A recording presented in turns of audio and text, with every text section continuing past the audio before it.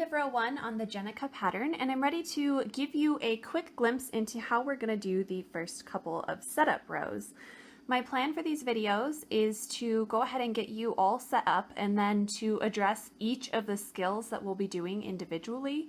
So I'll be doing little swatches for each of the skills that you can come back and reference over and over again in case you continue to have issues with them after the first time. I know when you're learning new things, it's nice to have short, quick videos that you can come back to time and time again.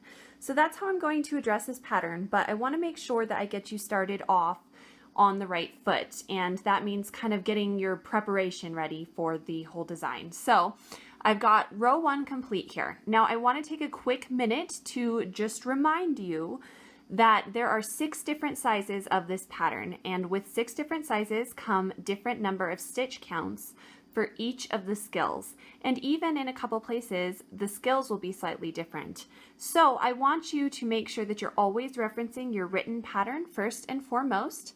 Never depend solely on the counts in the video. I'm going to try to reiterate that again and again, but it will really throw you off if you do count on the counts in the video.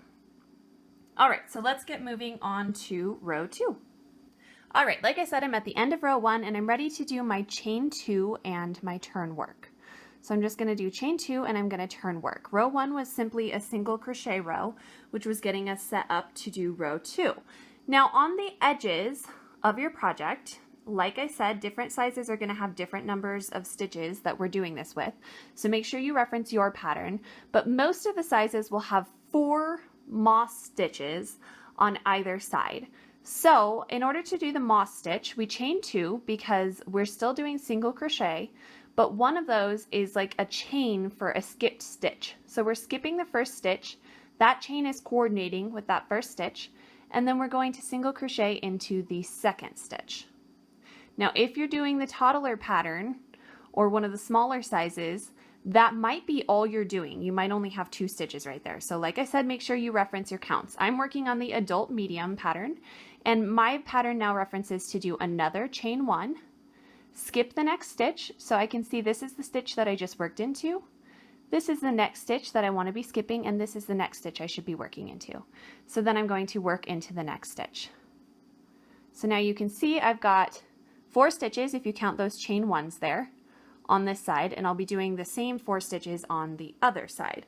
So my pattern now designates to go ahead and single crochet across to the last 4 stitches. Okay, so as you can see, I've now made it across to my last 4 stitches. You can kind of turn your work over and count your stitches. 1, 2, 3, 4. Each little V there is going to be a stitch. And so I'm ready to continue on with the pattern. The pattern now specifies at this point, we're going to chain 1, skip a stitch. So this is the last stitch I worked into. This V right here is the one I'm going to be skipping, and I'm going to be working into the next stitch. Chain 1, skip another stitch, and then single crochet into the last stitch. And that leaves us with our chain 2, turn work, and we are ready to move on to row 3.